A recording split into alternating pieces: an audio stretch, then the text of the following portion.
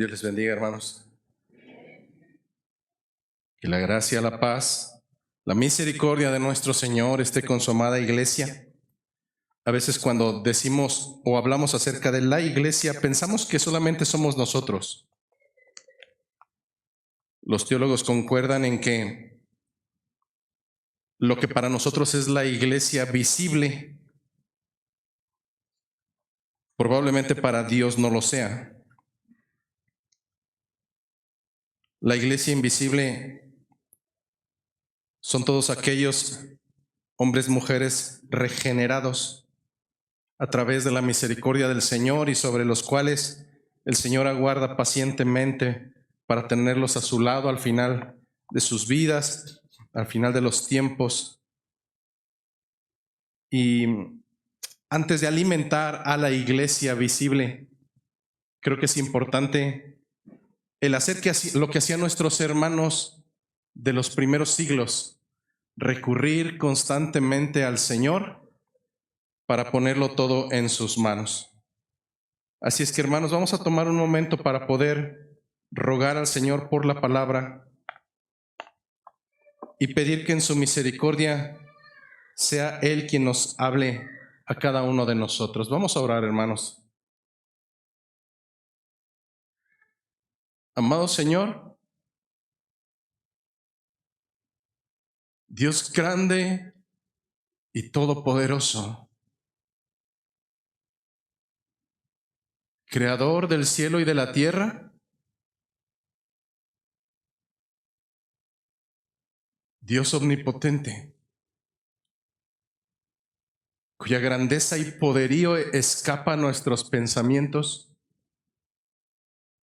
y que aun si encontráramos una medida para poder asemejarte, estaría sumamente distante de quién eres tú.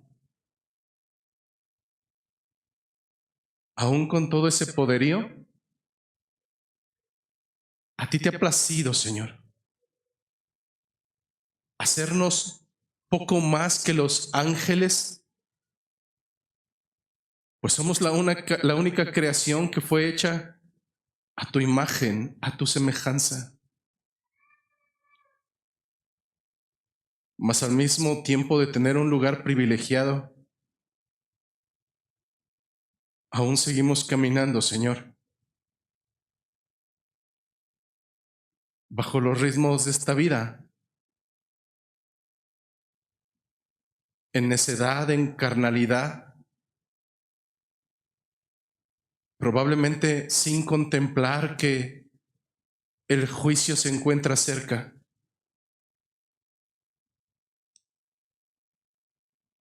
Y que aquel que se cree firme debe de evaluar si en verdad no está a punto de caer. Mas a través de tu palabra encontramos confrontación, ungüento, esperanza. Y ahora comprendo por qué Pedro decía, ¿a dónde más? ¿A dónde más, Señor, puedo ir? Si solamente en ti encuentro palabras de vida eterna. En esta mañana, Señor, permite que tu palabra sea esa espada de doble filo, que penetre hasta lo más profundo, aún hasta la coyuntura, aún hasta el tuétano de nuestro corazón, para que a través de tu palabra nos recuerdes, Señor, que es importante ponernos a cuentas, porque a través de tu palabra nos confrontas, nos redarguyes, nos instruyes, para que estemos enteramente preparados para todas esas buenas obras que has hecho desde antes de la fundación del mundo, para que anduviésemos en ellas. Ahora, Señor, yo te suplico que por un lado no permitas que sea yo quien interprete las Escrituras. Pues soy solamente un mensajero que ha venido a traer tu palabra y no tengo el derecho de añadir ni de tampoco de quitar. Mas al mismo tiempo, Señor, yo te ruego por cada uno de mis hermanos, porque desconozco en ocasiones sus situaciones, pero tú, Señor, evalúas y sopesas el corazón, y yo te ruego que en esta mañana quites todo estorbo para que tu palabra cumpla su función. Que a través de tu Espíritu nos confrontes con nuestro pecado. Que a través de tu Espíritu nos convenzas, Señor, de que hay una justicia que llegará a nuestras vidas. A través de tu Espíritu, Señor, muéstranos que si seguimos caminando como hasta ahora,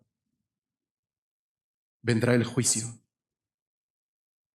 Toma control, Señor, de tu palabra y toma control, Señor, de los corazones en esta mañana, a través del nombre glorioso de nuestro Salvador Jesucristo. Amén. Vamos, hermanos, a nuestra palabra. Vamos a la revelación escrita de nuestro Señor, que se encuentra en el capítulo número 4 de Hechos de los Apóstoles. Y el día de hoy estaremos escudriñando un tramo un tanto largo, pero realmente sencillo en cuanto a su estructura.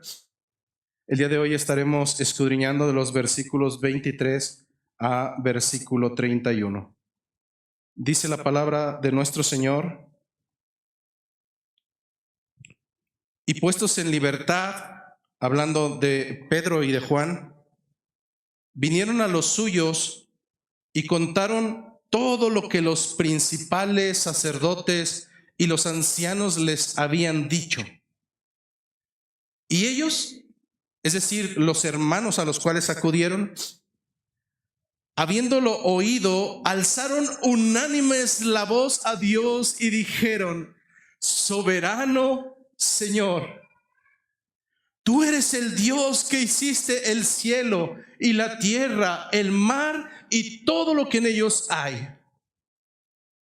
Que por boca de David tu siervo dijiste: ¿por qué se amotinan las gentes y los pueblos piensan cosas vanas? Se reunieron los reyes de la tierra y los príncipes se juntaron a uno contra el Señor y contra su Cristo. Porque verdaderamente se unieron en esta ciudad contra tu santo Hijo Jesús, a quien ungiste. Herodes y Poncio Pilato con los gentiles y el pueblo de Israel, para hacer cuanto tu mano y tu consejo habían antes determinado que sucediera. Y ahora, Señor, mira sus amenazas y concede a tus siervos que con todo denuedo, con toda valentía, hablen tu palabra, mientras extiendes tu mano para que se hagan sanidades y señales y prodigios mediante el nombre de tu santo Hijo Jesús. Cuando hubieron orado, el lugar en que estaban congregados tembló y todos fueron llenos del Espíritu Santo y hablaban con denuedo la palabra de Dios. Tomen sus asientos, hermanos. Para nadie es oculto que tal pareciera que los tiempos empeoran cada año que pasa. Hace todavía algunas décadas, el poder hablar de Cristo libremente no pasaba de unas cuantas burlas. Pero hoy en día, en una sociedad donde a lo bueno le llaman malo y a lo malo le llaman bueno, hablar de Jesucristo cada vez es un poco más complejo, y no por el hecho de hacerlo o no, sino por el tipo de respuesta que incluso tendremos. Tal pareciera, hermanos, que esos tiempos de los cuales hablaba el apóstol Pablo, donde incluso la confrontación no vendría de fuera, sino de el interior de la propia iglesia, tal pareciera que esos tiempos han llegado. Hombres envanecidos que se levantan con nuevas posturas de doctrinas o con desacuerdos que al final del camino podemos identificar que no son otra cosa más que ir en contra del propio fundamento de Cristo.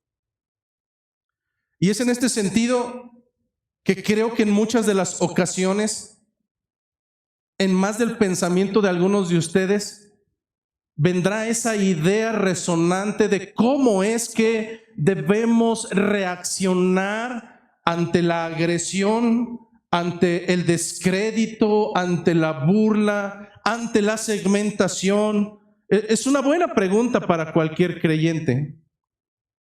¿Cómo es que debemos reaccionar ante este tipo de situaciones?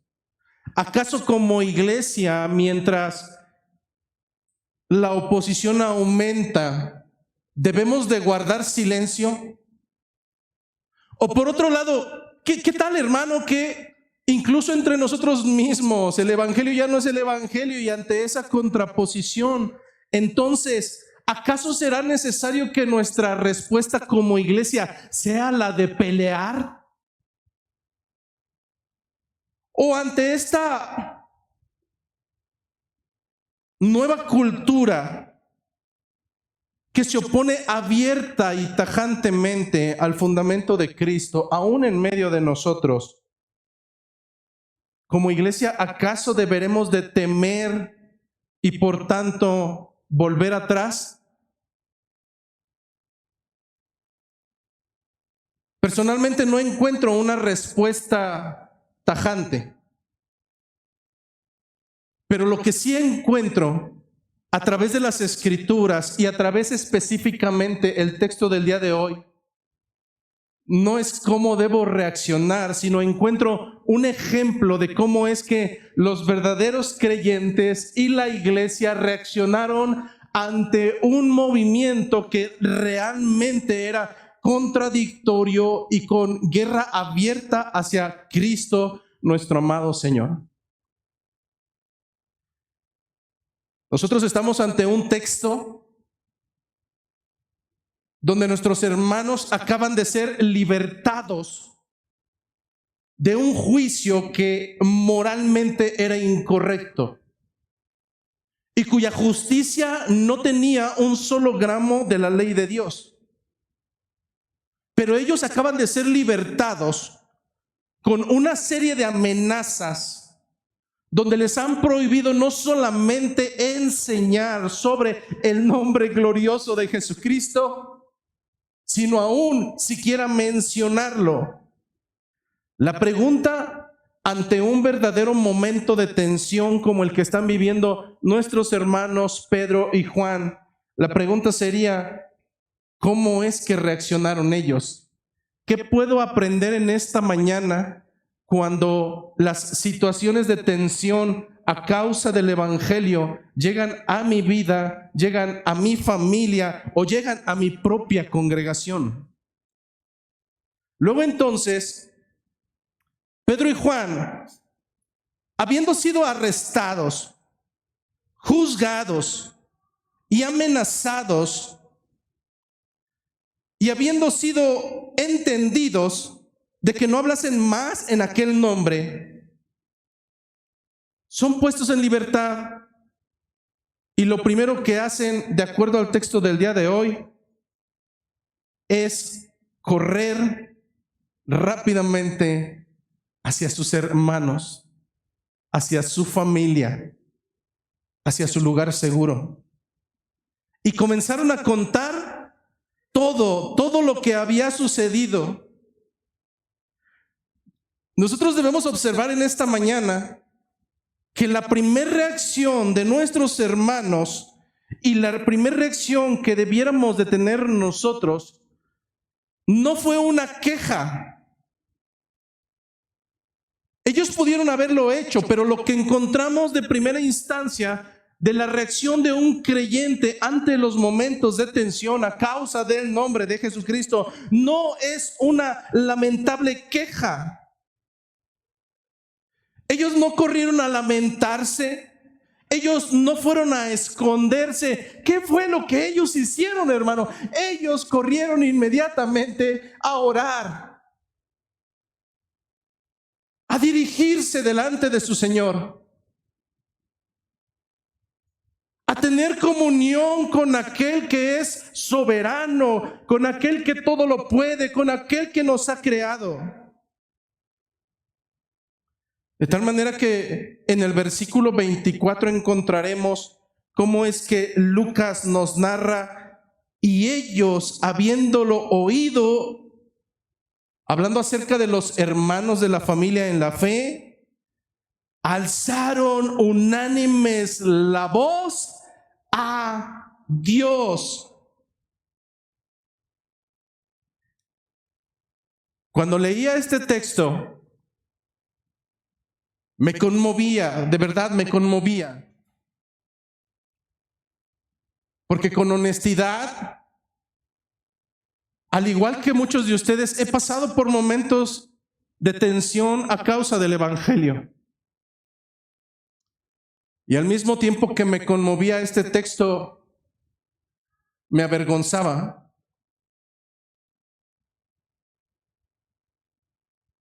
Bajo el hecho de entender que probablemente en algunos momentos de mi vida, pensando que las cosas son injustas, probablemente no he reaccionado como lo debieron de haber hecho nuestros hermanos en Cristo, apelando al Dios Todopoderoso. Pero lo que vemos en esta escena es una escena gloriosa, una iglesia unida, una iglesia que no se está dividiendo por el medio, ninguno sale corriendo. No, hermanos, lo que hacen todos y cada uno de ellos es comenzar como si fueran un solo cuerpo, a aglomerarse bajo un solo entendimiento, y este es unirse en oración delante de aquel que todo lo puede. No sé cuántos de ustedes han llegado a la fatal historia de considerar la oración como algo obligatorio que tenemos que hacer. De verdad, hermanos, hoy en esta mañana medita cómo es que en ocasiones cuando vamos a los alimentos, y probablemente no hemos entendido que todo eso está en nuestra mesa por misericordia, por gracia, por la voluntad de Dios. Y resulta penoso que siendo creyentes, que siendo hijos del Altísimo, en ocasiones incluso pelearemos para ver quién ora, pero no para que seamos nosotros, sino para que lo haga alguien más. Y creo que en algún momento esto pudiera sonar un poco risueño, pero en verdad es vergonzoso. Mayormente, hermano, cuando nuestras oraciones son tan huecas, tan sutiles, tan faltas de sentido, tan faltas de conciencia, pero mayormente faltas de corazón.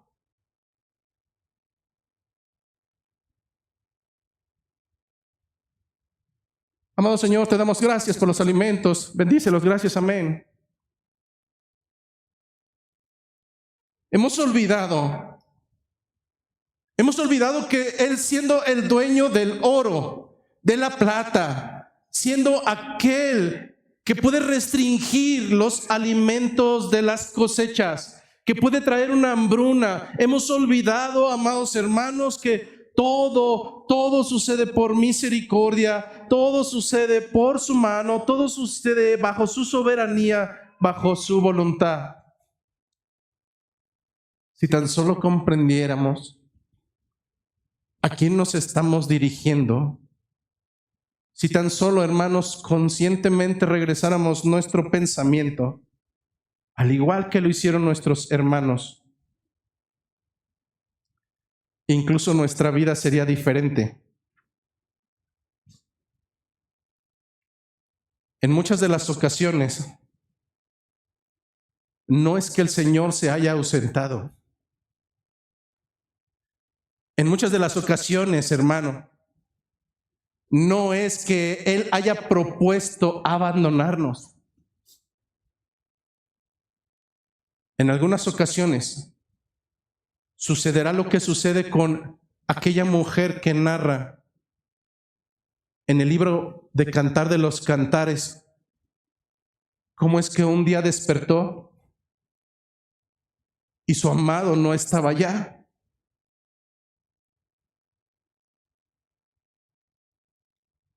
Comienza a narrar cómo es que salió a buscar a su amado.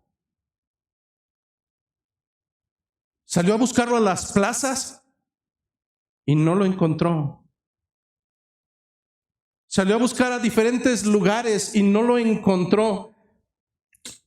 Pero narra Cantar de los Cantares que en el momento en que lo encontró, dice, lo así para mí, lo tomé nuevamente entre mis brazos, lo llevé hasta lo más profundo de mi habitación, a lo más íntimo, y jamás lo volví a dejar partir.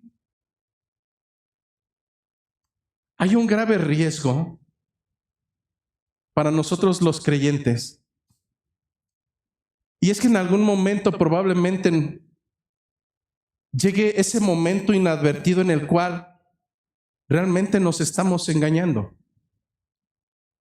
Hemos perdido la pasión, hemos perdido la comunión, hemos perdido nuestro primer amor. Y lejos de lo que pudiéramos pensar, esto no se adquiere de otra manera, sino volviendo a tener una comunión cercana y constante con nuestro amado Señor Jesucristo. Cuando de manera introductoria hablamos acerca de este texto en especial, podemos comprender que hay un mensaje central, y no quiero que lo descubras. El mensaje central de este pasaje tiene que ver con el hecho de que cuando la iglesia enfrenta oposición de cualquier lugar, hermano, incluso del interior, cuando la iglesia enfrenta oposición, debe responder orando,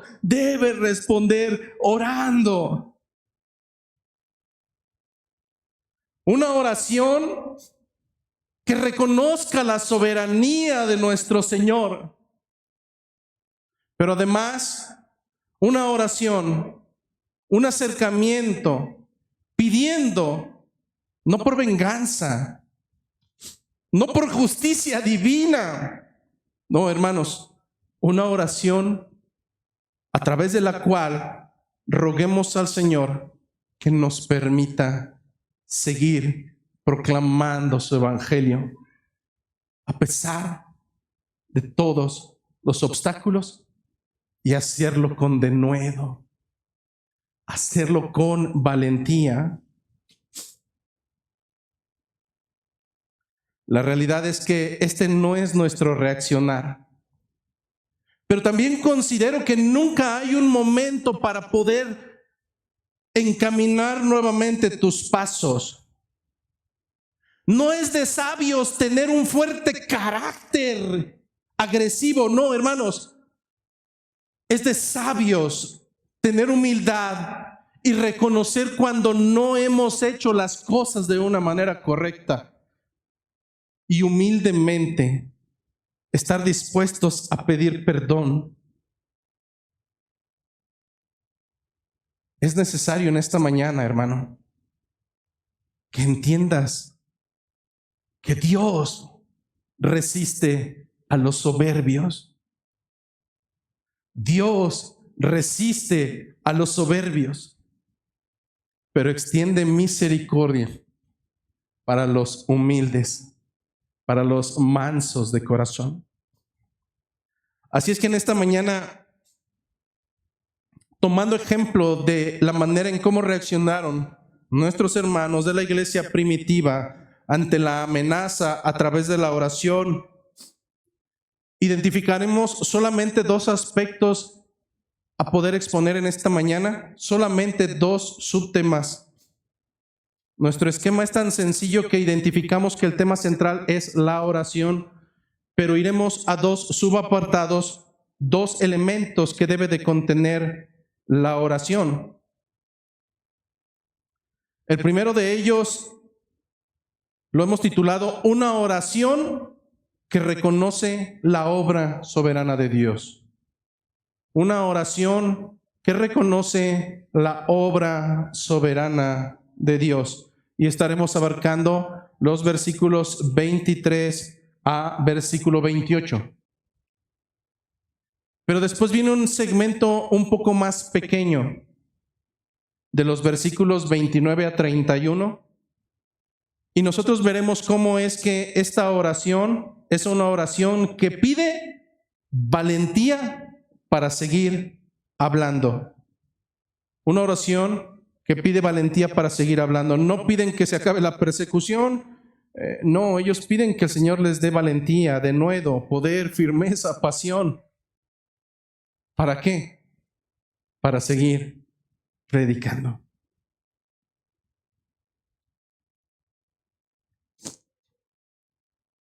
No sé cuántos de ustedes, alguna vez los que somos de Peña Nieto para atrás,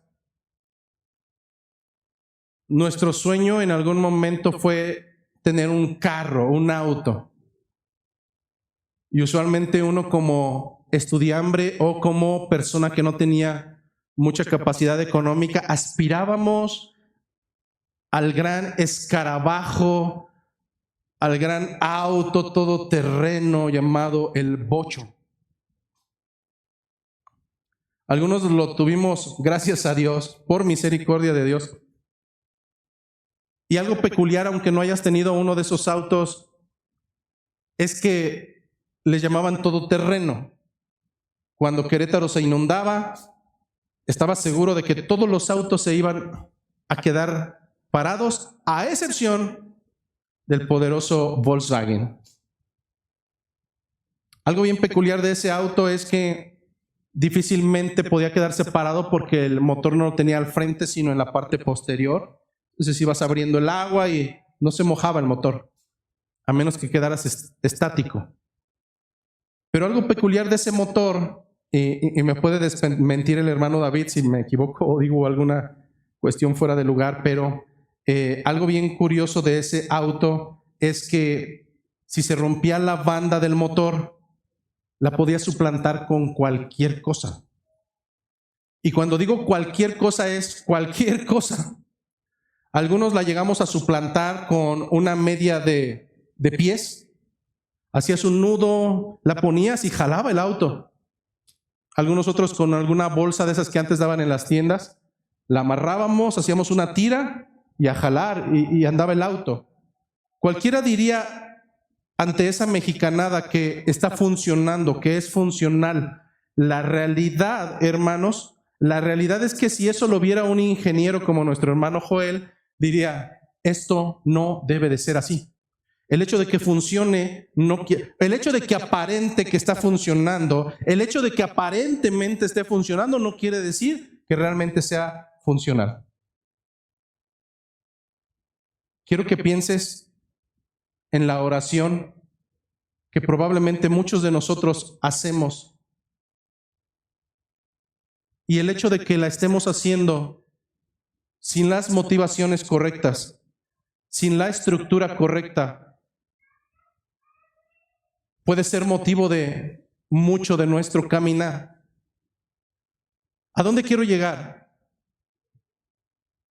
Los discípulos de Jesucristo, en el libro de Lucas 11, le hicieron una pregunta. o le hicieron una petición y le dijeron: Señor, después de que Jesucristo había orado y había culminado de orar, le dijeron: Señor, enséñanos a orar. Enséñanos a orar como Juan Bautista lo hizo con sus discípulos. Y de ahí, hermanos, surge la oración modelo para cada uno de nosotros, donde al igual que nuestros hermanos en Cristo, Jesucristo comienza con una exaltación del Dios Padre. Padre nuestro, que estás en los cielos, santificado sea tu nombre. Lo que vemos nosotros a raíz de esta oración, ahora en el modelo que veremos el día de hoy, son dos características que podemos incluir a nuestra oración cotidiana y mayormente, hermanos, cuando el conflicto se encuentra tocando a la puerta. Así es que vamos a nuestro primer apartado. Apartado número 1, la oración que reconoce la obra soberana de Dios. La oración que reconoce la obra soberana de Dios. Y dice el texto: y puestos en libertad vinieron a los suyos y contaron todo lo que los principales sacerdotes y los ancianos les habían dicho. Y ellos, habiendo oído, alzaron unánimes la voz a Dios y dijeron: soberano Señor, tú eres el Dios que hiciste el cielo y la tierra y el mar y todo lo que en ellos hay, que por boca de David, tu siervo, dijiste: porque se amontonan las gentes y los pueblos piensan cosas vanas. Se reunieron los reyes de la tierra y los príncipes se juntaron en uno contra el Señor y contra su Cristo, porque verdaderamente se unieron a esta ciudad contra tu santo Hijo Jesús, a quien ungiste Herodes y Poncio Pilato con los gentiles y el pueblo de Israel, para hacer cuanto tu mano, Dios soberano, para hacer cuanto tu mano y tu consejo habían antes determinado que sucediera.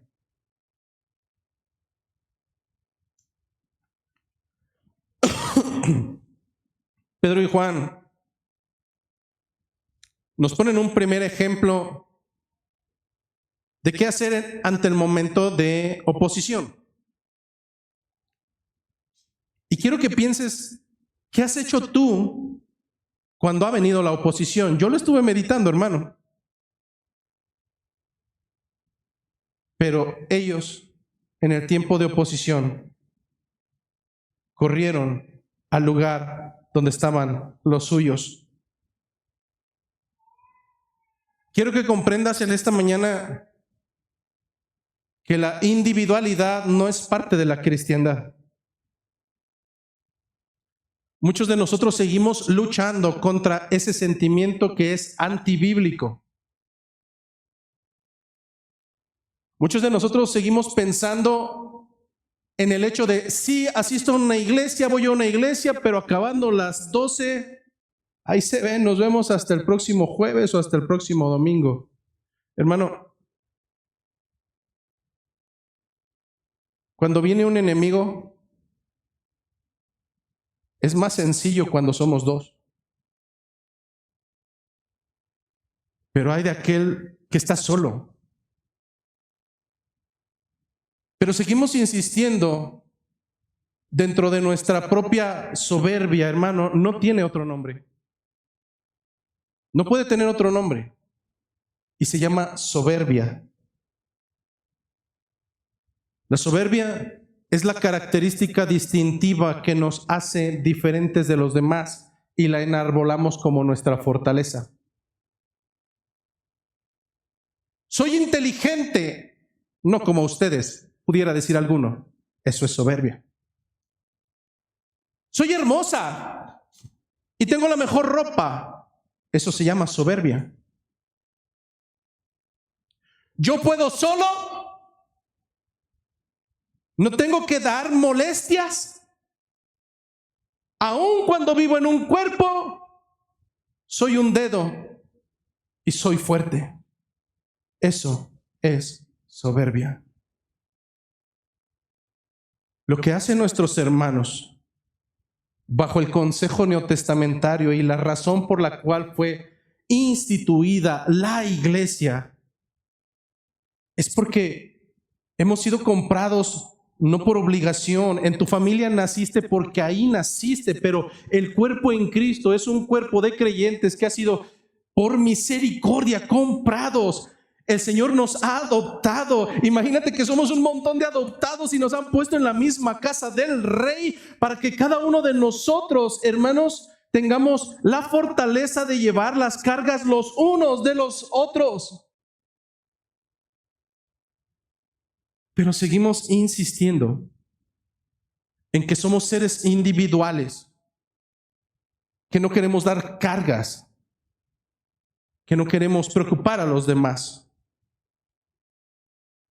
Lo que hicieron nuestros hermanos, correr hacia la iglesia, es entender la fuerza de la iglesia, que no está en su número, en la cantidad. No, hermano, lo que hace fuerte a nuestra iglesia no es el número, no es el porcentaje, no es el aumento o la disminución. Lo que hace fuerte a un cuerpo en Cristo es la unidad en el Espíritu de Dios. ¿Dónde están dos o más reunidos en su nombre? Ahí se encuentra Él. Pero seguimos insistiendo en el tiempo de controversia, en el tiempo de dificultad, que nosotros somos fuertes y que nosotros podemos salir sin la necesidad de este cuerpo que nos ha dado el Señor. Dice la Escritura que ellos, habiendo oído, porque les contaron lo que había sucedido, alzaron unánimes la voz a Dios. Cuando hablamos de unanimidad, nos dice que fueron todos. No hubo uno solo que se apartara o que tuviera otro pensamiento y dijera: no, yo no quiero orar. No, hermano, había realmente una convicción y todos a una sola voz elevaron al Señor su oración, elevaron su voz, y encontramos, hermanos, el primer principio espiritual acerca de la unidad en Cristo. La verdadera adoración nace de un corazón que se encuentra unificado a sus hermanos en la relación del Espíritu. Cuando la iglesia se une, pero no a murmurar, sino para orar, hermano, te puedo asegurar que el cielo escuchará.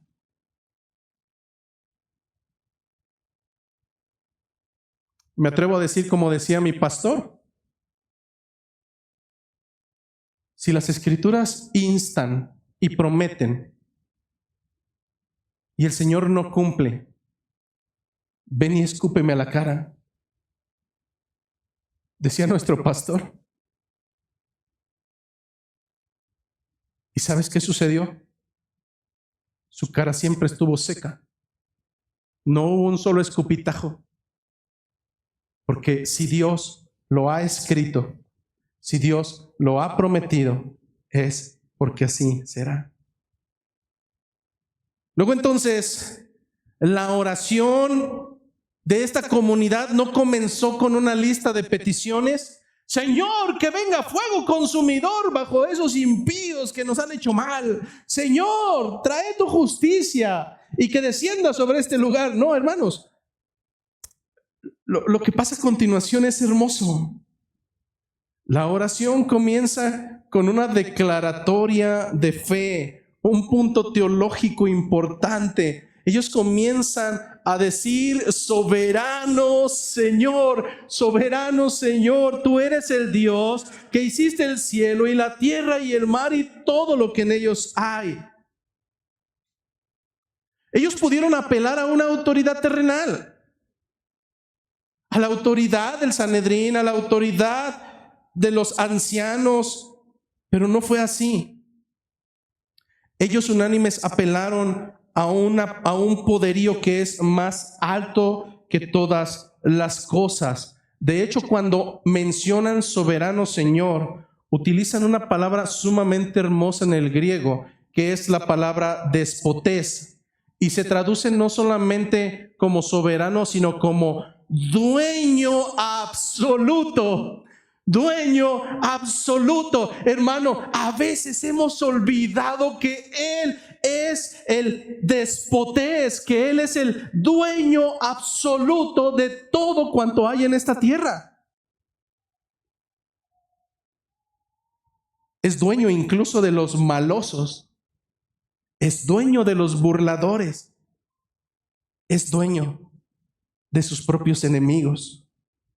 Así es que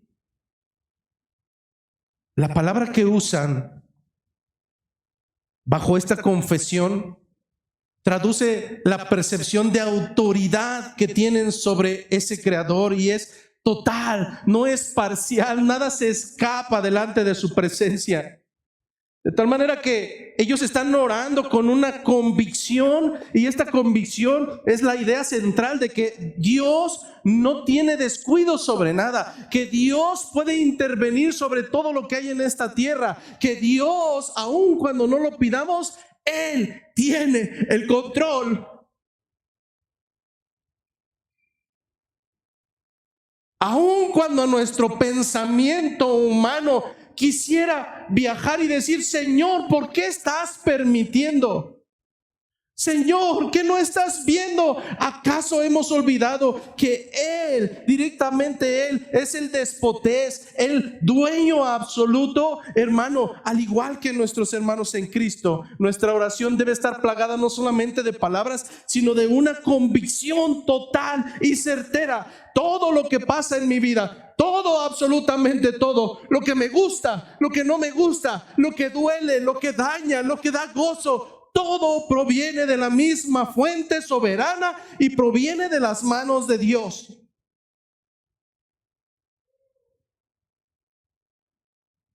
El problema no estriba en la soberanía de Dios.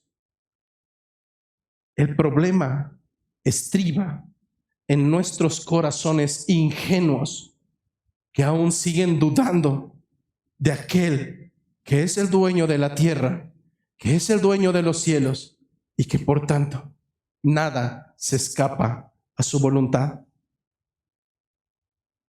Los hermanos, a lo largo del versículo 25 y 26, comienzan una declaratoria y adjudicando y tomando en consideración en su oración a la propia escritura. Comienzan a decir que por boca de David tu siervo dijiste, que por boca de David tu hijo, tu siervo dijiste. ¿Por qué se amotinan las gentes y los pueblos piensan cosas vanas? Se reunieron los reyes de la tierra y los príncipes se juntaron en una contra el Señor y contra su Cristo. Hermanos, ellos no están orando de acuerdo a su carnalidad. El problema, dice Miguel Núñez, el problema de nuestra oración es que usualmente es una oración que apela a la carnalidad. Señor, quiero, Señor, necesito, Señor, haz. Pero dice el pastor Miguel Núñez, si conscientemente nosotros recordamos que la oración no es una comunicación humana para con un par, sino una comunicación espiritual para con nuestro Señor, entonces pondríamos todo nuestro ser bajo el entendimiento de que en ese momento tiene que haber una unidad de mi alma con mi Señor. Ellos, bajo esta cosmovisión, comenzaron a explicar su contexto. ¿Cuál es el contexto? Poncio Pilatos y las autoridades asesinaron junto con el pueblo a nuestro Señor. Cualquiera de nosotros lo hubiera interpretado como: ¿por qué a mí? No es justo. Pero lo que hacen nuestros hermanos es directamente acudir a la fuente de revelación por parte de Dios y decir: claro, esto que está sucediendo es aquello narrado en el Salmo número 2, que por boca de tu siervo David dijiste. Esto no es que el enemigo está ganando.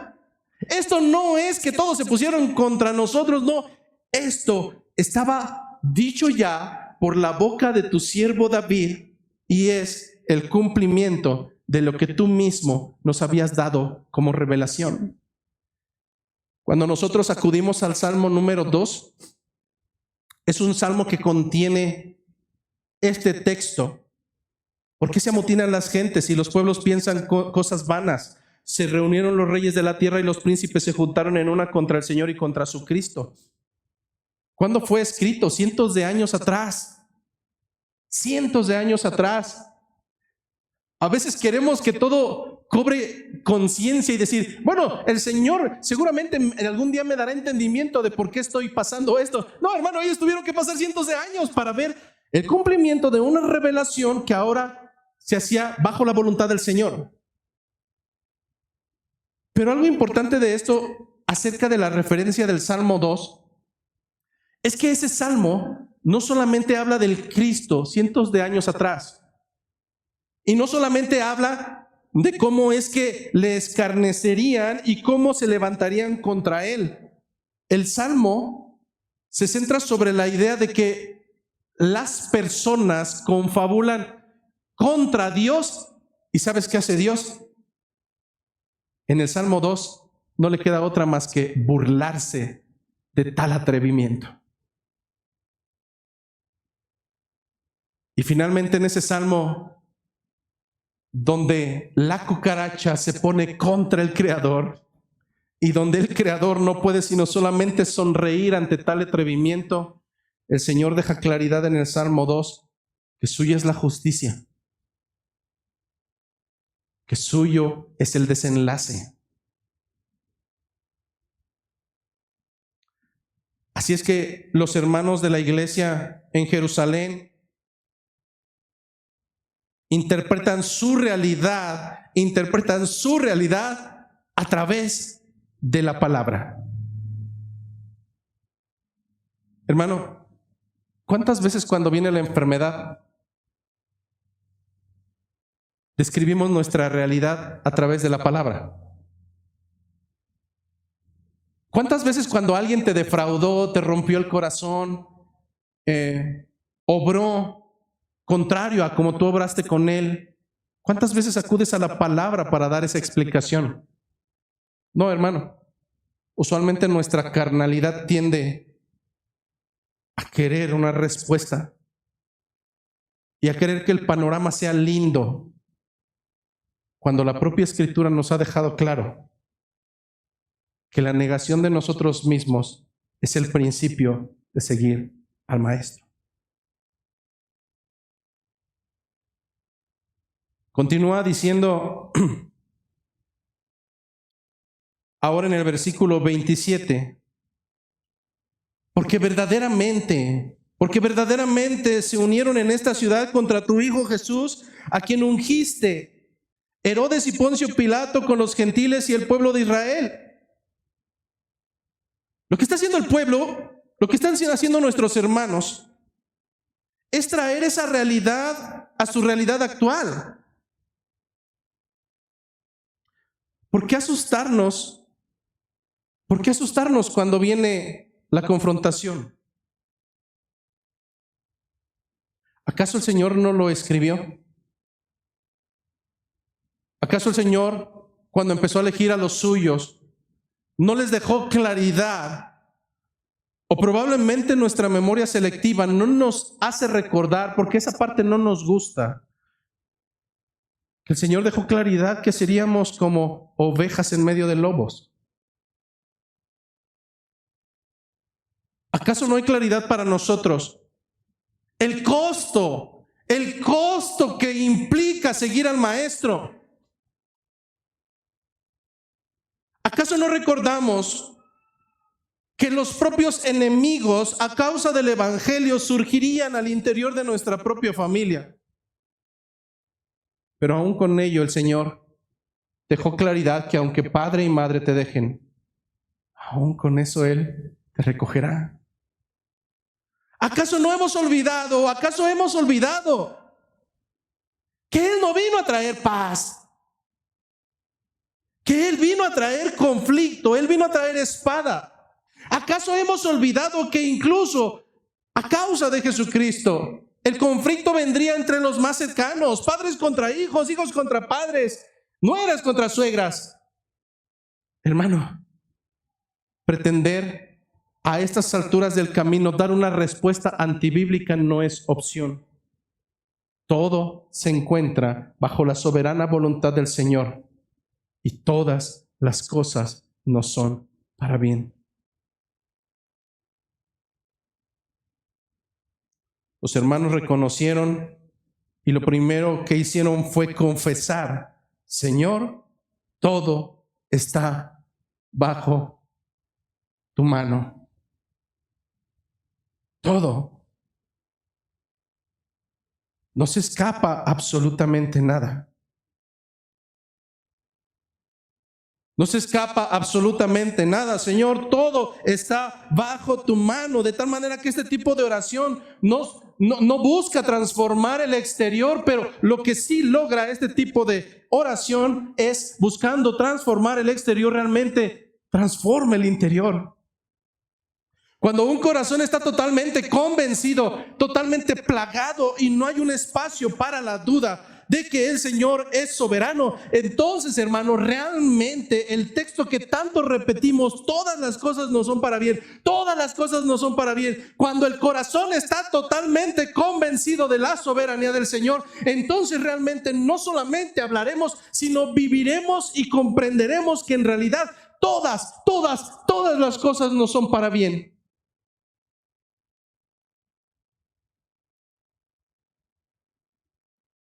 Esta es la primera característica de una iglesia madura. Una iglesia que contempla que la soberanía de Dios obra a cada instante. Una iglesia que no ora para cambiar los contextos, sino para alinear su contexto con la voluntad del Señor. Es así, hermanos, que cuando la iglesia ora reconociendo la grandeza del Señor, el temor sale huyendo.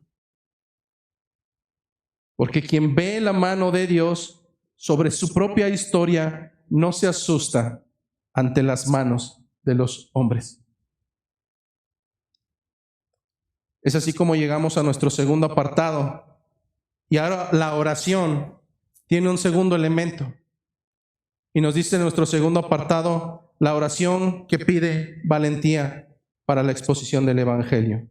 Versículo 29. Y ahora, Señor, mira sus amenazas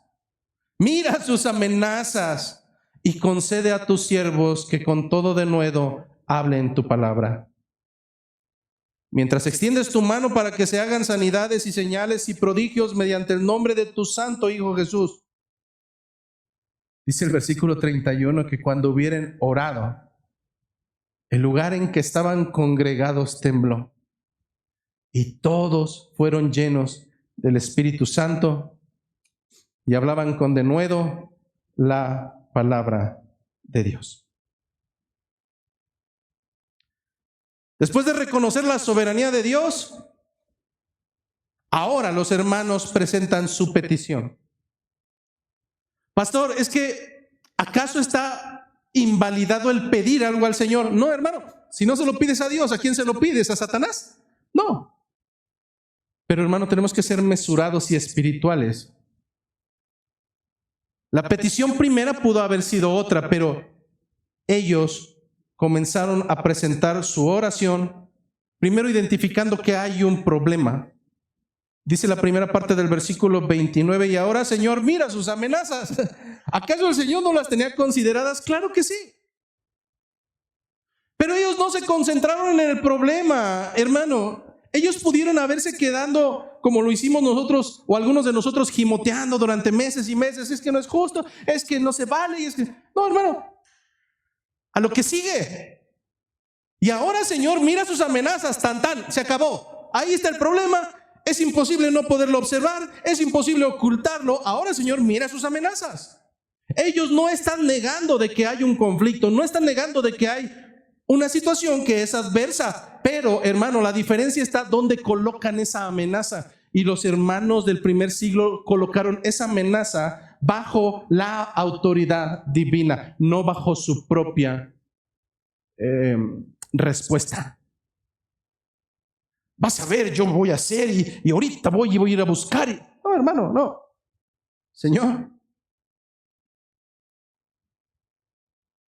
mira sus amenazas. Ahora, concede a tus siervos que con todo denuedo hablen la palabra. Pastor, eso ya no me cuadró. ¿Cómo? Señor, ve las amenazas. Yo diría, se van a ir por ahí. No, hermanos. Ellos están identificando el obstáculo, pero lo que le piden al Señor es que ese obstáculo no sea un obstáculo para que nosotros hagamos lo que tú nos has encomendado. Señor, que ese obstáculo no sea un verdadero obstáculo para cumplir lo que tú nos has ordenado. Si hay un problema, si hay amenaza, si hay conflicto, ahora, Señor, entonces danos la armadura, danos la fortaleza, danos el entendimiento. Concédenos, Señor, concédenos la valentía suficiente para poder sortear incluso esas amenazas. La palabra denuedo que se utiliza ahora en este segmento, la palabra parresía, se traduce como franqueza, libertad para hablar sin temor. Hermano, lo que ellos están haciendo no es pedir un alivio, lo que muchos de nosotros hacemos, Señor, ya que pare todo esto una tras otra. No, hermano, lo que ellos piden en medio de la tribulación es fortaleza, es valentía, es intencionalidad, para que incluso esa confrontación no sea el motivo para dejar de hacer lo que el Señor les ha ordenado. No piden escapar, no piden avanzar. La oración no niega la realidad, la somete al trono de Dios. Por cuanto Él es soberano, por cuanto Él es el creador, por cuanto en su mano se encuentra el dominio de todas, absolutamente todas las cosas que hay en nuestra vida.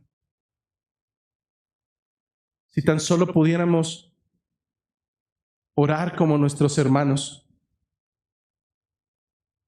y apropiarnos de esa soberanía inmutable del Señor,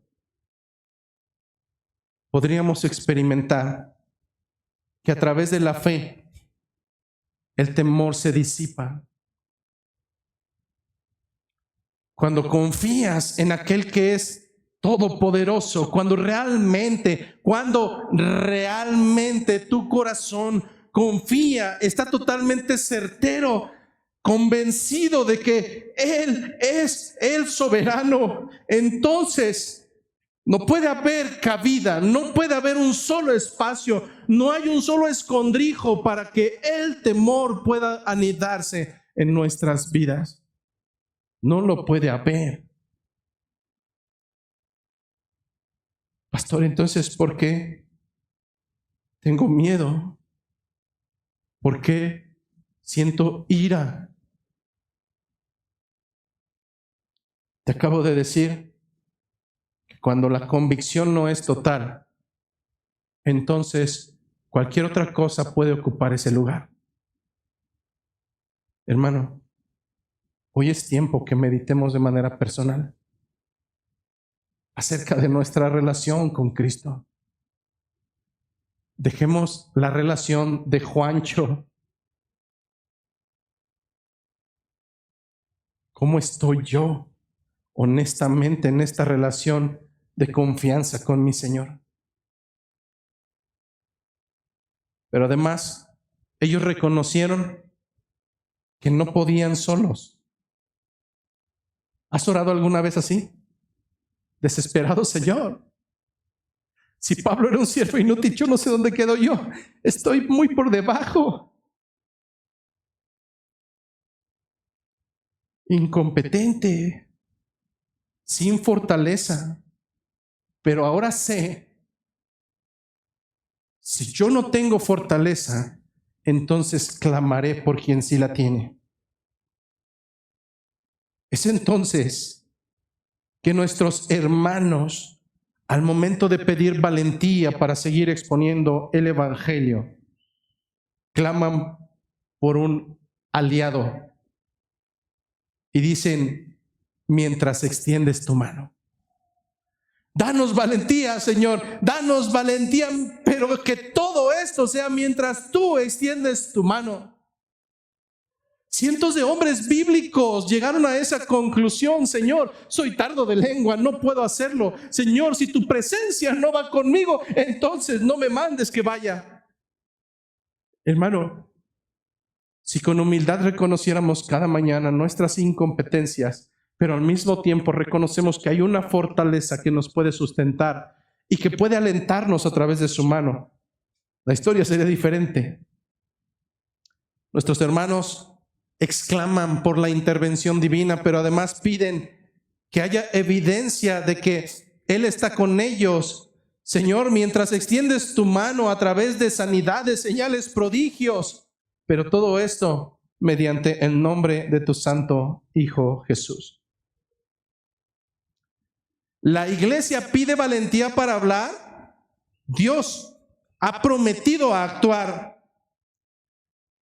Sus oraciones fueron escuchadas.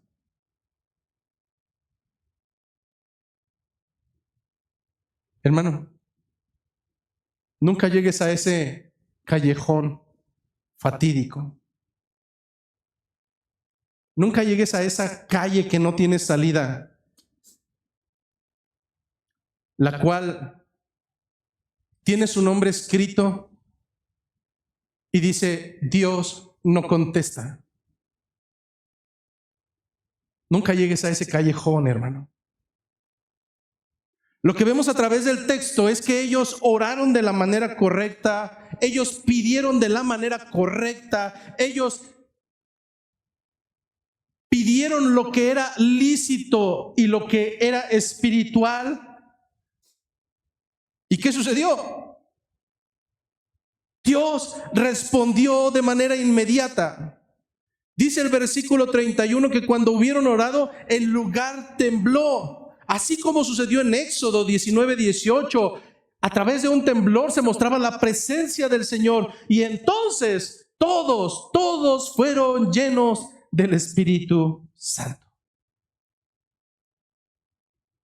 ¿Y qué sucedió? Pastor, ¿lo padre o lo fastuoso fue que tembló? No, hermano, eso es lo de menos. Lo que concluye diciendo el texto es que ellos rogaron por valentía, ellos rogaron por denuedo, y lo que concluye el texto es que después de esta presencia del Espíritu de Dios, entonces ellos hablaban con denuedo la palabra de Dios.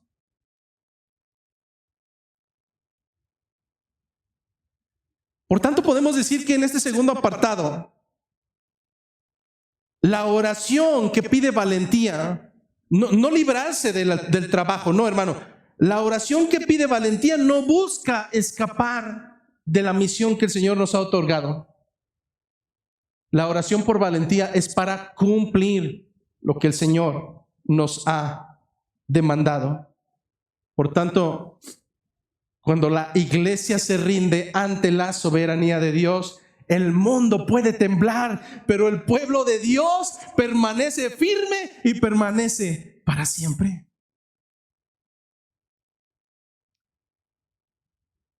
Es así como hemos llegado a las conclusiones. Es así, hermano, como hemos visto cómo la iglesia primitiva enfrentó a uno de sus primeros momentos de oposición. Líderes religiosos, líderes civiles. ¿Y todo por qué? Por hablar acerca de Jesús. Pero la respuesta que hemos visto a lo largo de este texto no es una respuesta de temor, no es una respuesta de silencio, no es una respuesta de anarquía, ni mucho menos de protesta. ¿Por qué? Porque el verdadero creyente responde a todos estos desafíos a través no de ser problemático, sino a través de la oración, que reconoce la grandeza de Dios, que reconoce su soberanía, que pide por valentía para seguir cumpliendo con el mandato que se le ha brindado. Hemos visto a lo largo de los versículos 23 a 28 y hemos aprendido que la oración que reconoce esa obra soberana de Dios comienza recordando quién es Él, quién es Él. Hermano, estamos ante un Dios omnipotente. Cuando está el problema, nosotros lo vemos grandísimo. Y dice una frase cristiana por ahí: no le digas a Dios cuán grande es tu problema. Dile a tu problema, cuán grande es Dios. Y entonces habrá una solución.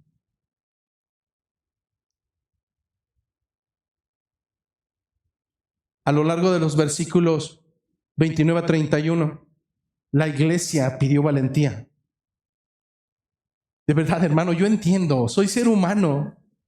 Y también sabes que hay ocasiones en las que soy sumamente sentimental y hay cosas que en ocasiones me afectan, pero si algo podemos identificar es que la iglesia no pidió alivio.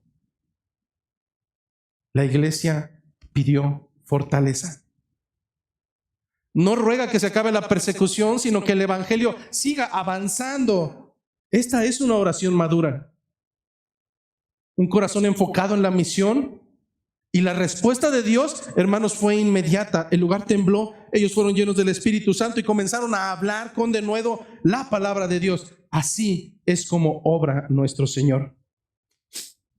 Así es que, si quisiéramos identificar la lección central de este pasaje, pudiéramos decir que cuando la iglesia ora según el corazón de Dios, el Espíritu Santo les llena con poder para cumplir su propósito. Que la oración no solo cambia las circunstancias, la oración cambia el interior de los que conformamos la iglesia. Por tanto, la oración no es una herramienta para controlar a Dios, sino el medio por el cual Dios nos sigue moldeando. Así es que, hermanos, quizá hoy el Señor te esté recordando que la oración no es el último recurso. Debe ser nuestra primera respuesta. Y tal vez, al igual que otros más, has estado enfrentando oposición, rechazo, cansancio, pero hoy es necesario mirar nuevamente hacia la eternidad, hacia los cielos y recordar que su mano está obrando, que en ningún momento Él está dormido, que Él sigue llenando y respaldando a los suyos y que su palabra, por tanto, seguirá transformando hasta el momento en que Él vuelva. Así es que, hermanos, no me queda más que decir que como iglesia sigamos pidiendo juntos al Señor, juntos como un cuerpo. Lo mismo que pidió aquella iglesia: Señor, mira las amenazas. Señor, míralas. Ahora concédenos a nosotros, tus siervos, que con todo denuedo, aún con esas amenazas, sigamos hablando de tu palabra. Que la gracia, que la paz, que la misericordia de nuestro Señor, pero sobre todo, hermano, su misericordia sea con cada uno de nosotros.